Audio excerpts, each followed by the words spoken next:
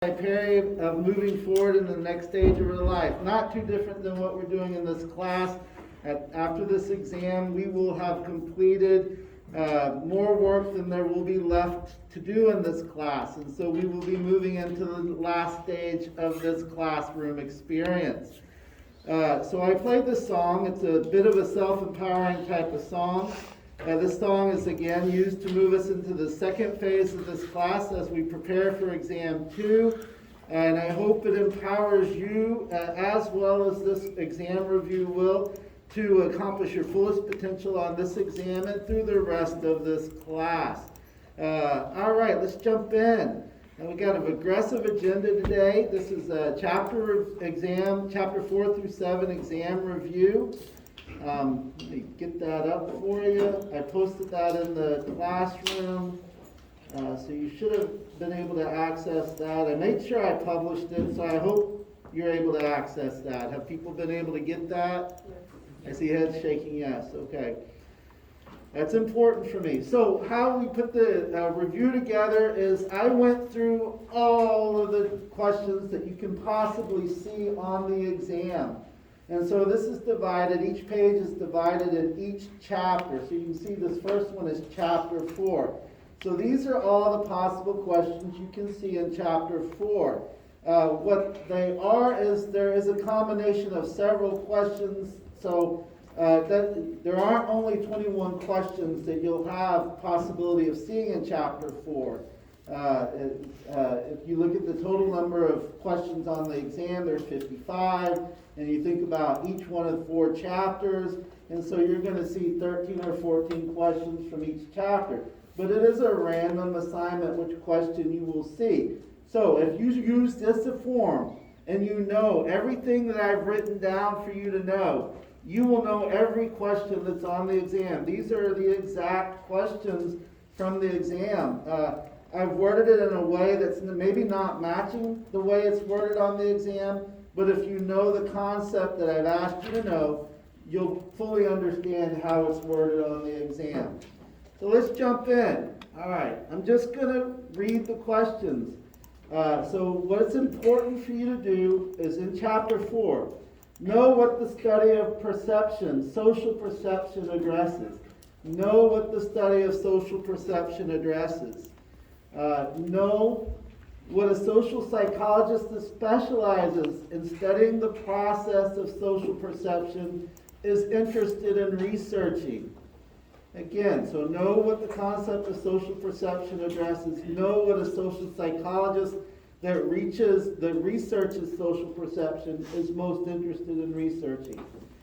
Know the stages of interpersonal perception process. Know what Willis and Todorov in 2006 found. I don't know if you guys are able to do this, but I'm able to go in the textbook and I'm able to put specific keyword searches and it'll take me right to all the places that that's stated. I think you have the same access to the same book I have if you have the digital version. And so you're able to just go in and type in Willis and Todorov 2006 and it'll show you every time they're quoted in the book. And you can look and see what they're specifically looking at. Again, as we jump into this, because I do have a lot of questions I want to present and want to make sure I get them all to you before we end the class today. I will say this one thing, a strategy that I think might be most helpful, and I don't want to tell you how to study. You know at this point how to study. But I think as you do this is maybe if you have a study group of 3 or 4 people, one person completes one chapter, the other completes the other chapter, and so on and so forth. Also, look at your quizzes, because these are questions, the way it's worded on your quizzes are exactly the way it's going to be worded on the test. And so you can use this as a study guide to look at if you had a particular question, let's say on the study of social perception. That's going to be the test you have on the quiz, the question you have from the quiz on the test. What I will say is that I have it assigned to randomly change the number, the answer possibility. So because it was A on your quiz, doesn't mean it will be A on your exam. So you need to know, you need to know the concept. I'm just giving you a heads up about that. Okay, And so use the quizzes. Again, if you've been coming to class, you know how far we're getting into the lecture each day. So if it wasn't covered in a lecture, it's not going to be on the exam. And that doesn't mean I would have sat and specifically illustrated. It could have been something I went over really quickly. But if it is in that material that was covered in class, that's all you will be tested on out of the textbook. So that would be important to have that information from what we did in class. Use that with your textbook, use that with the review, and use that with your quizzes. If you do all of that, there's no reason why you can't achieve your fullest potential on this exam. Now, when professors told me that, I always sat in the audience and said, yeah, that's easy for you to say if you're not the one taking the exam. I've created this as much as I can to help you be successful. We've talked about, I've showed you the quizzes out of the questions out of the quiz bank, so you have an idea and you're used to working with it. You know this quiz bank can be tricky. And so when I say know this concept, know it backwards and forwards. All right, so let's jump back in. Any questions before I move forward about anything I've said to this point? Okay, let's jump back in.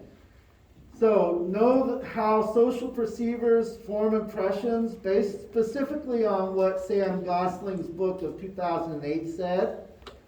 Know how participants assign traits to others according to Hassan and Trope 2000, their study on physiognomy. That was a tough word for me to say. Know what the most probable outcome interviewed for the same position in a bank when one candidate has a baby face and another has features that are traditionally considered more mature. This is exactly, I showed a video of Taylor Swift and I said people are more likely to hire Taylor Swift to be a banker because of her older features. And that was right out of the class lecture. Know what facial expressions will be perceived as most trustworthy according to Todorov and others, 2008. Know why social perception is more complex than the simple perception of static objects. And so that's a very specific question that the book is looking at. That might be seen as a tricky one. So really understand the concept of static objects and how social perception is more complex. Know what the script for a first date according to Pryor and Merluzzi is in 1985. We went over that in class. I showed the film Hitch as a script version, but that doesn't answer the specific question being asked. It more illustrated that there is a script, and there is a very specific way here in North America that people go about dating in that first date. Know what the most familiar first step in the first date script was, according to Pryor and Merluzzi. So what you're seeing is you're seeing at least two questions asking about these. Know that the research on perception of complex action indicates that compared to people who break the event up into gross units and those who break the event up into fine units indicates. This was a conversation that my thought, I had in class during the lecture. My thought was that women would break the events up more into fine units more than men, just in my experience working in therapy. And again, you want to get it directly out of the textbook because the exam is over the quiz. But those that tend to break it up into fine units are able to be kind of more connected with the people and understand the people a little bit better. I'm giving you just a brush overview of that concept, know the specific concept. Again, the research didn't play that idea out. Know what mind perception is. Know what the two dimensions on which people perceive minds is specifically according to Gray and colleagues, 2007. Know what nonverbal behavior is and reveals. Know how perceptions of emotions are affected by culture. Know what is considered to be a primary emotion. Know what Elfenbein and Ambody in 2002, their meta-analysis found in regards to culture on perception of emotional and facial expressions.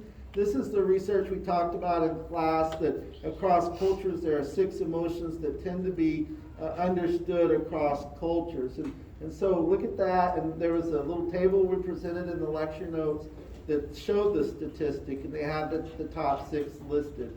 Know what research findings are consistent with Darwin's hypothesis that the ability to interpret emotion from facial expression has survival value. Again, this is being able to detect faces in a crowd, angry faces in a crowd, and why that might be important. Know the anger superiority effect. Again, this is a very similar question. And this question 20 has 3 or 4 questions in it. So you're going to want to know the anger superiority effect, comma. The second question you're going to want to know is know when the insula is activated, comma. A third question you're going to want to know is know the adaptive significance of being able to identify disgust in others' faces. So there's several questions that are typed into that one line. And then the last one for chapter 4 is know what is the purpose of an emotion, one question. Know what psychologists mean by the term thin slices, a second question. And know the importance of nonverbal behavior to social perception in email messages. And we talked about the emojis in class a little bit, and the fact that being able to kind of get context in an email message or a text is important, and that's why this whole emoji thing has been created. I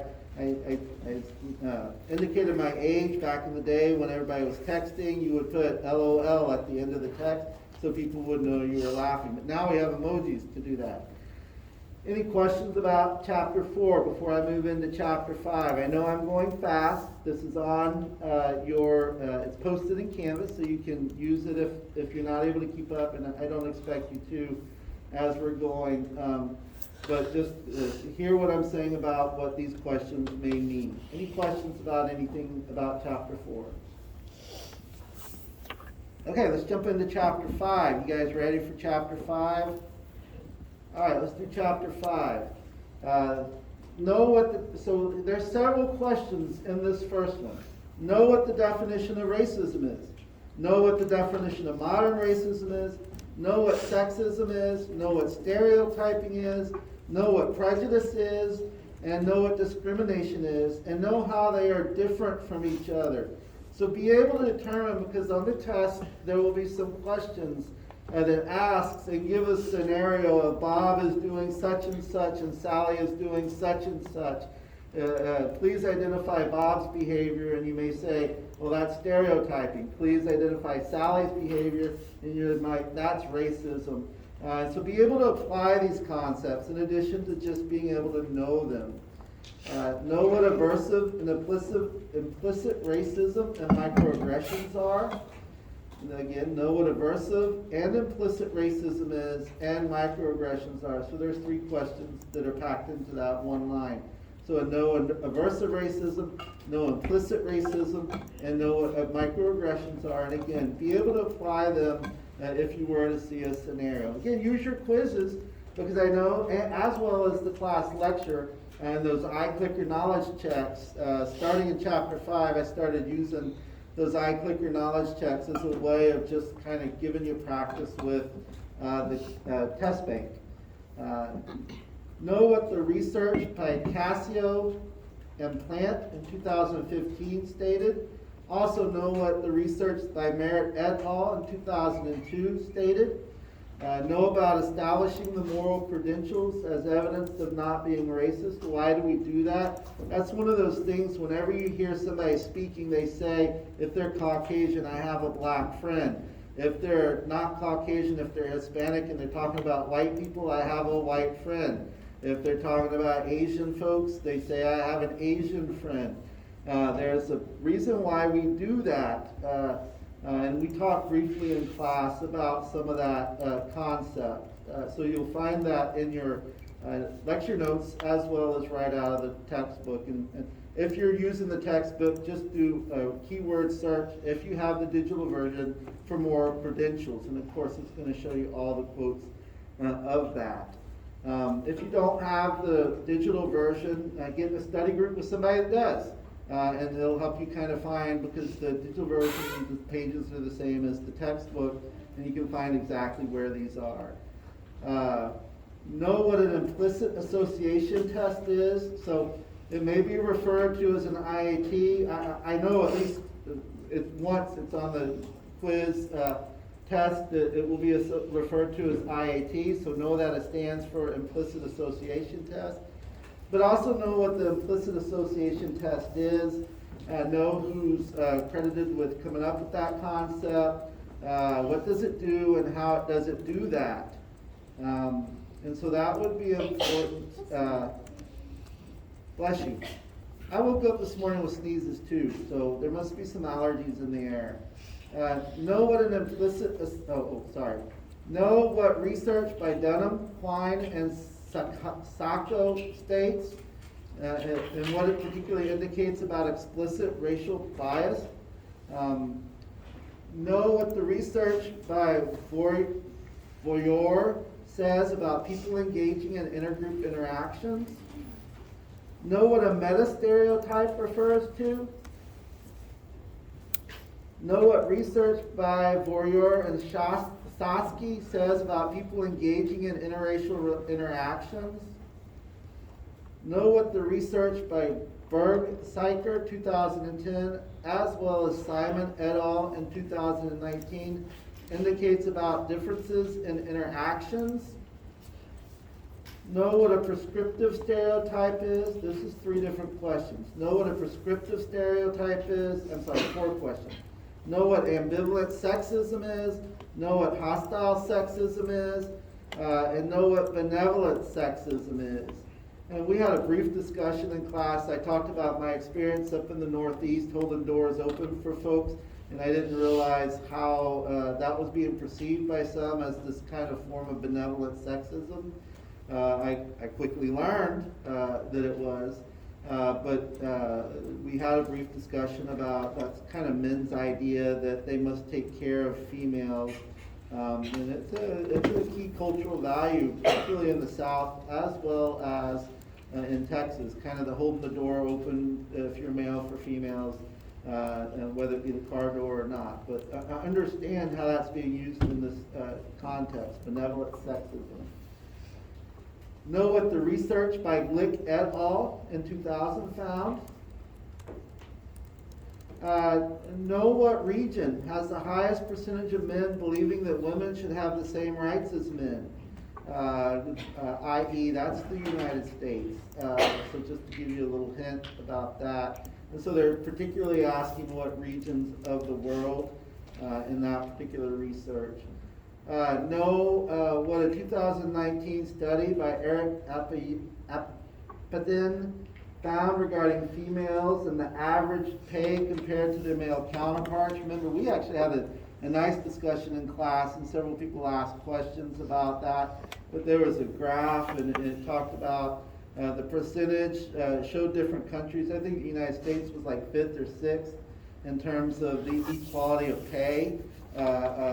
Between men and women, women get, I think, something like 73%, and I don't remember that exact fact, so you want to take it out of the book exactly, compared to what men make in that same job, doing the same job tasks.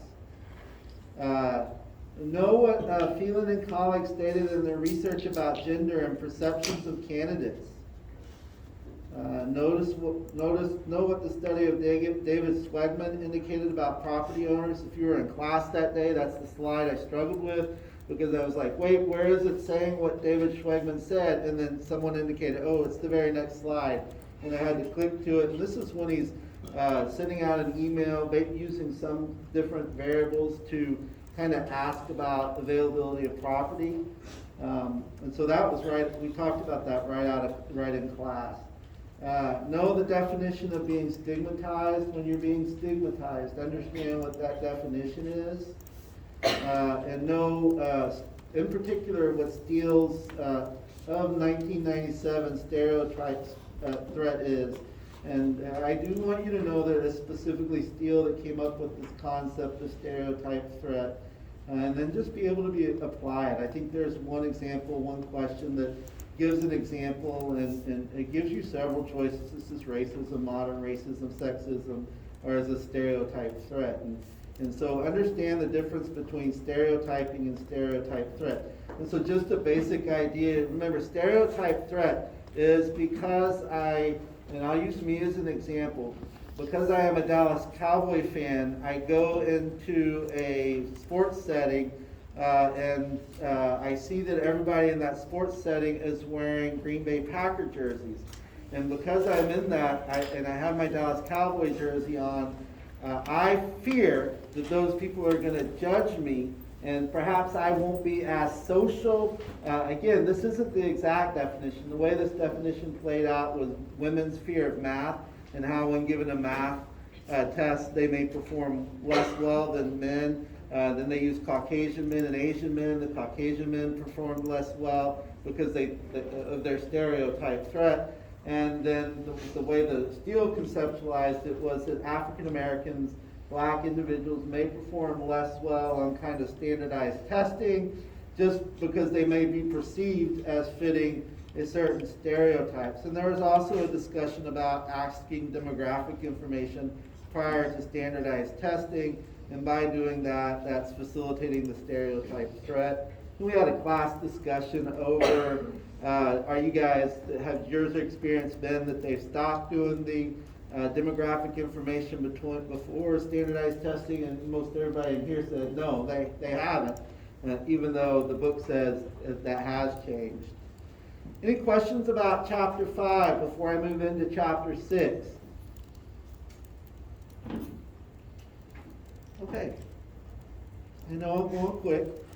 Again, like I said before, I hope you take the opportunity and find a study group and kind of work as a team and answering these questions. What the research shows is a group of 3 people discussing questions tend to perform better in memory type tasks than any larger group are then doing it alone. And so chapter 6. Know what an attitude is. Several questions in this one line. Know what an attitude is. Know if you can have both positive and negative attitudes without feeling conflict. Know what is not an attitude. There's a specific question that states which one of these is not an attitude, and it gives you 5 choices.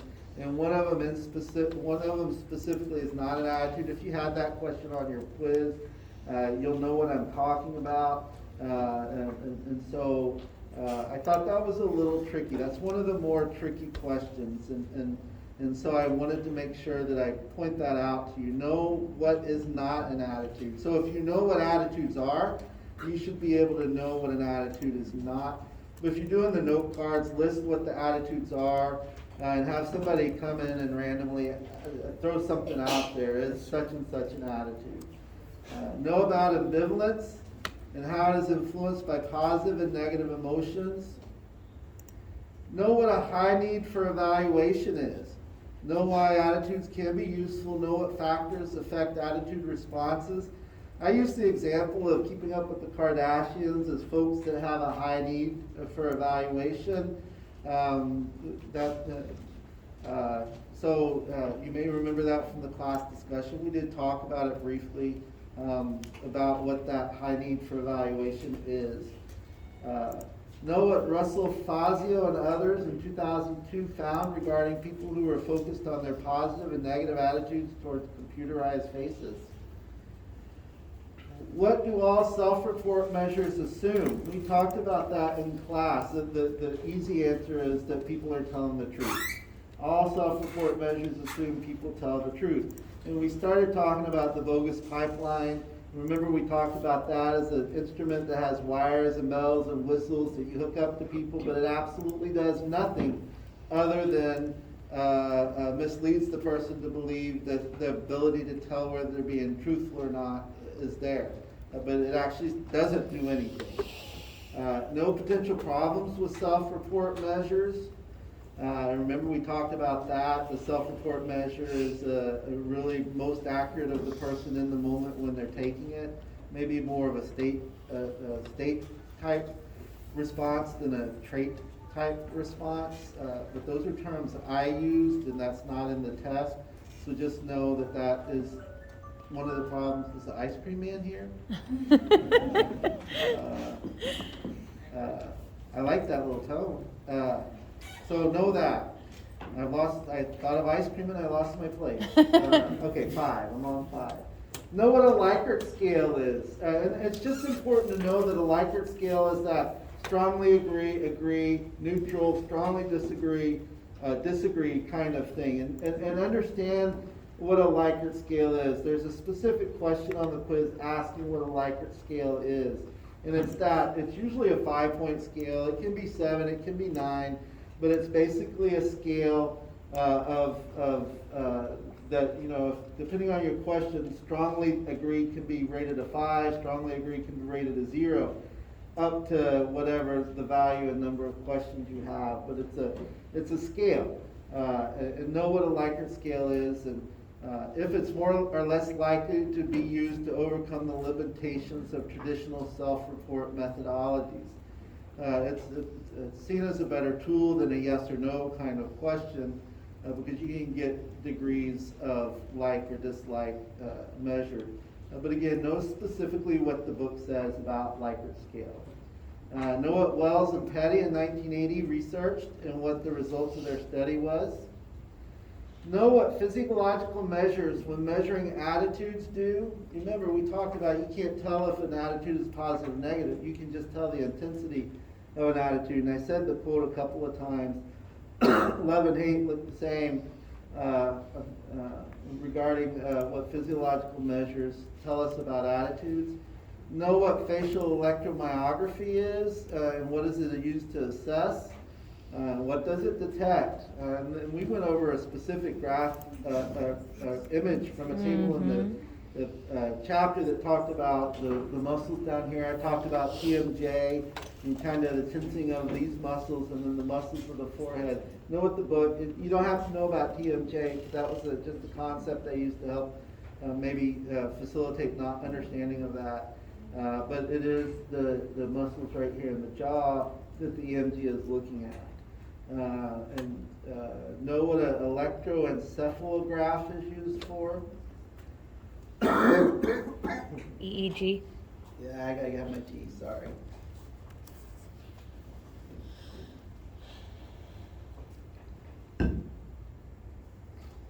We're on 8. Know what Cassiopa and others, 1993 research, and what the results were. Know what Cassiopa and Petty. So this is 2 different studies. So you see Petty in here a couple of times.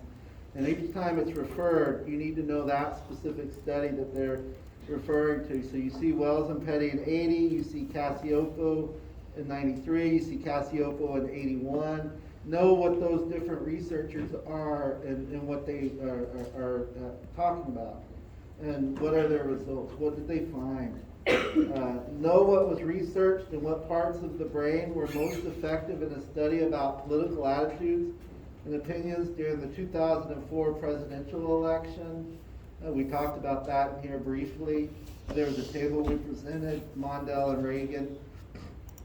What researchers used brain imaging to examine what happened in the brain when participants listened to positive and negative statements about the candidates of their choice?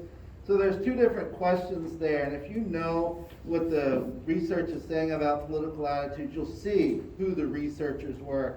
But one of the specific questions and why it's stated like this is, the question is, what researchers used brain imaging to examine what happened? And then it gives you a list of researchers. And so be sure you know who that was. Know what an implicit attitude is. Again, you're seeing the IAT. Again, I've tried to write as directly from the quiz bank the question that's being asked here. And so when you see my wording is different, that's because the question being asked is similar to what I'm asking. Not always, but most of the time.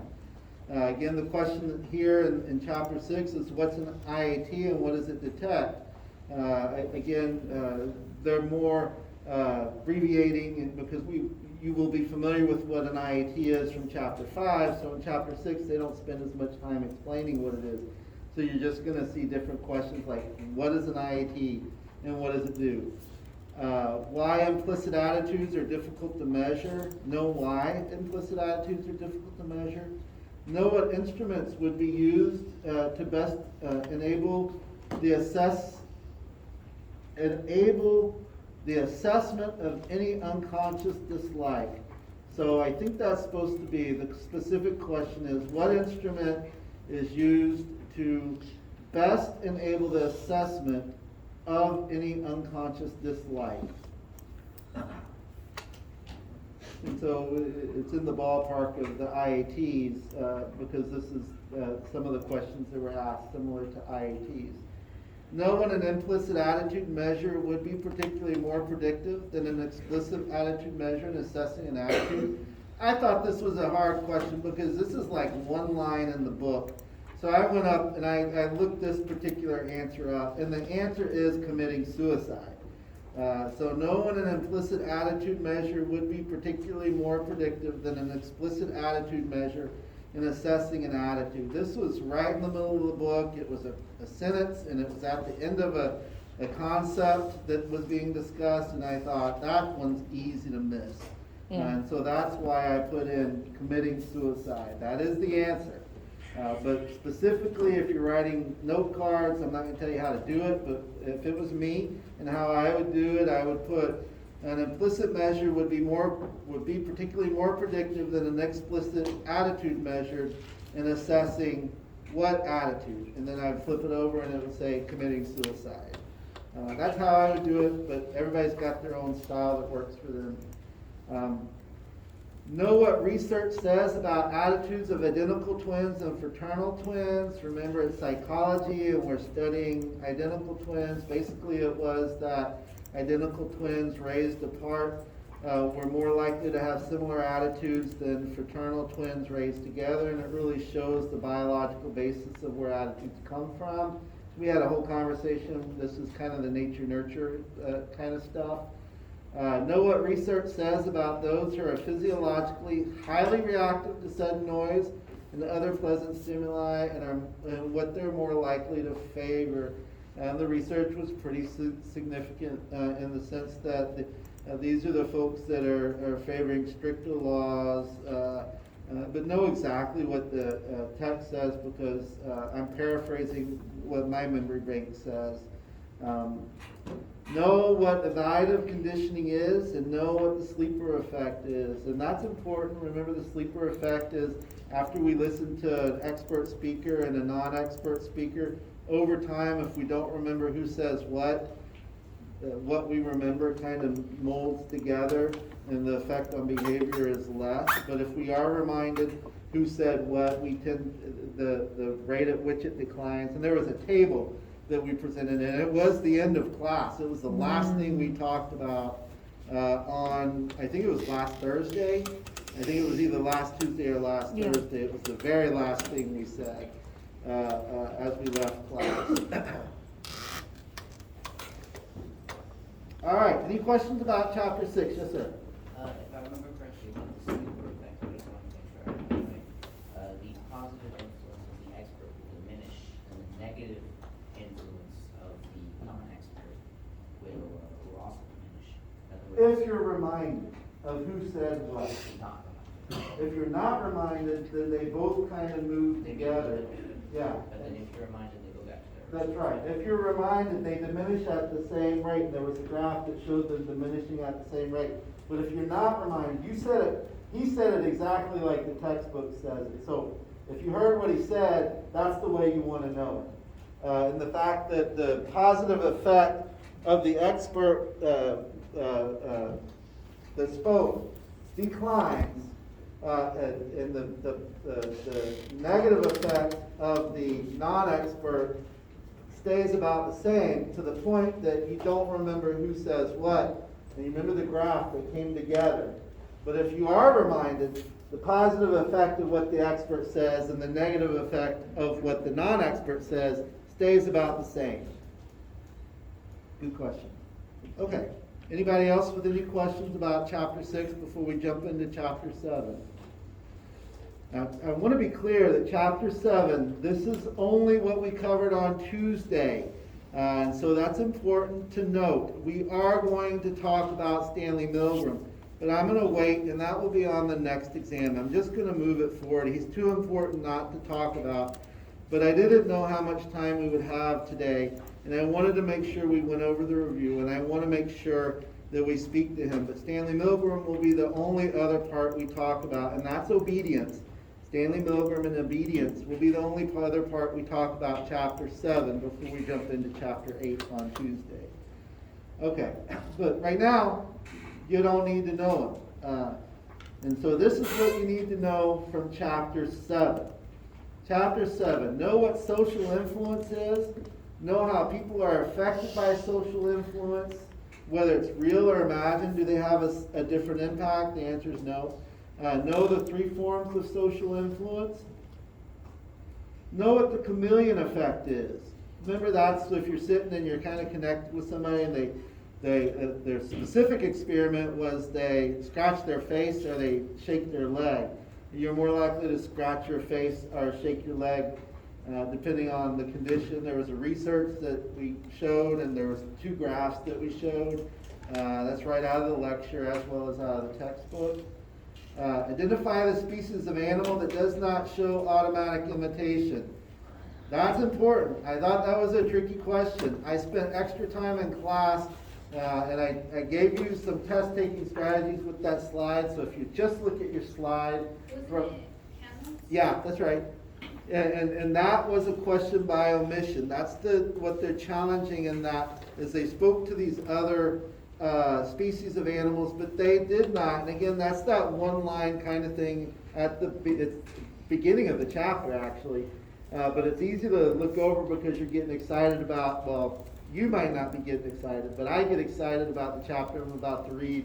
And so it's easy to kind of skim over. And I know the first time I looked at it and I saw the question, I was like, oh my gosh, that's like that tricky one that's gonna make a lot of people stumble.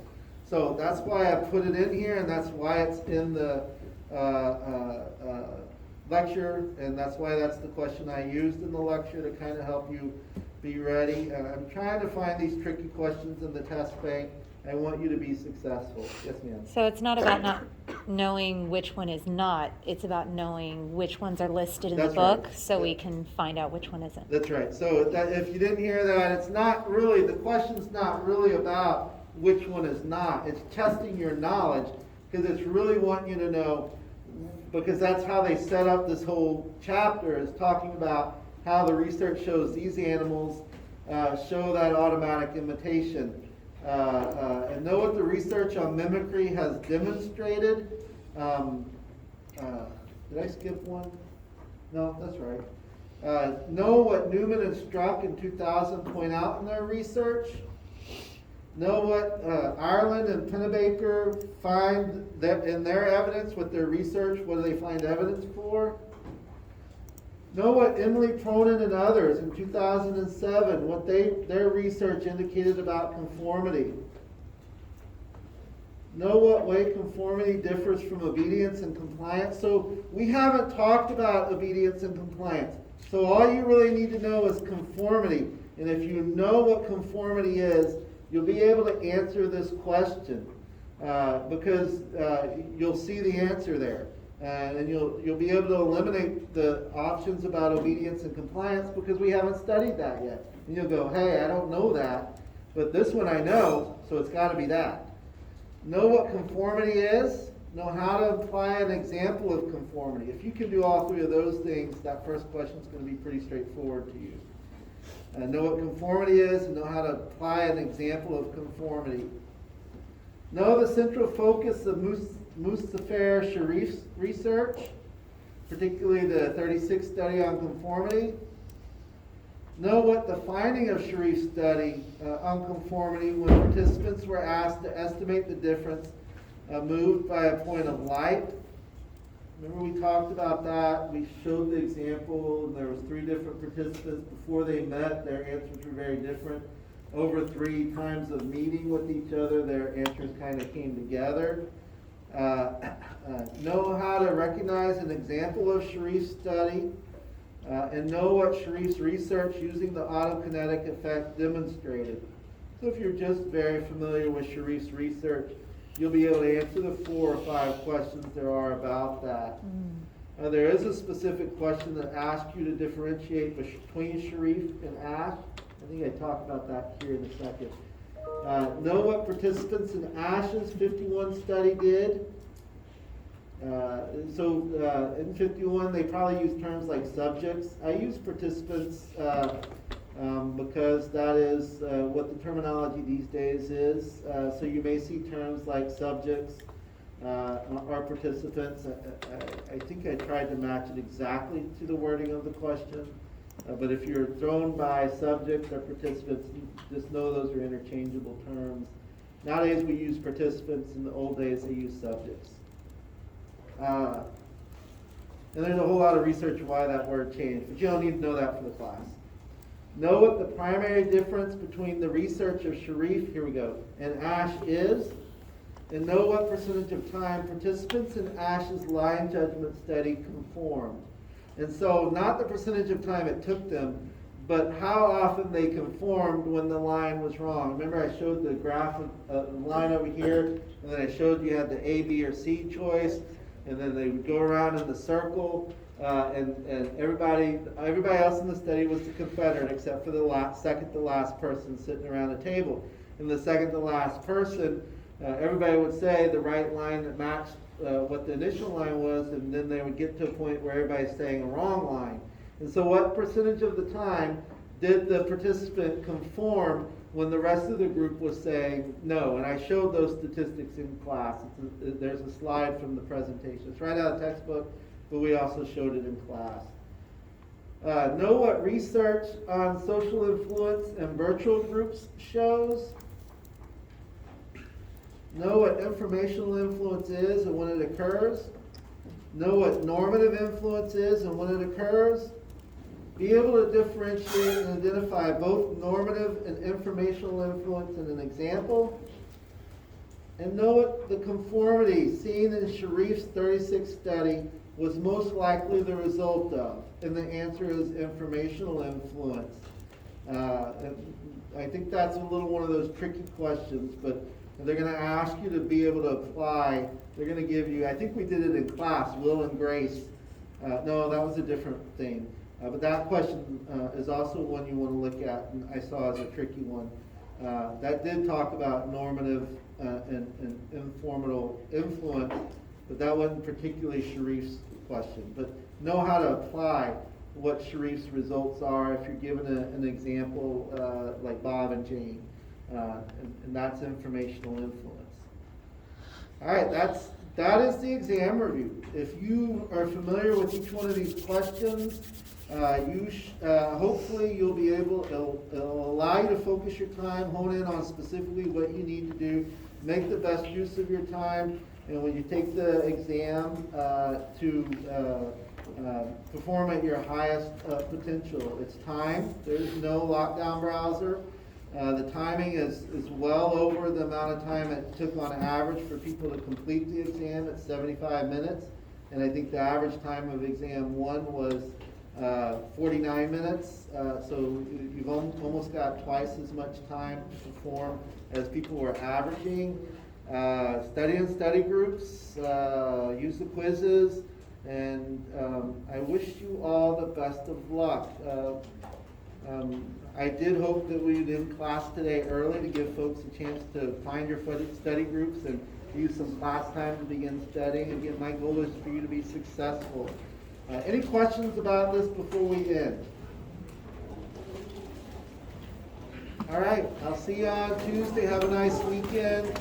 Good luck on your exam. And we'll move forward into the second half of the class. Have a great weekend. I had a quick question. Yeah.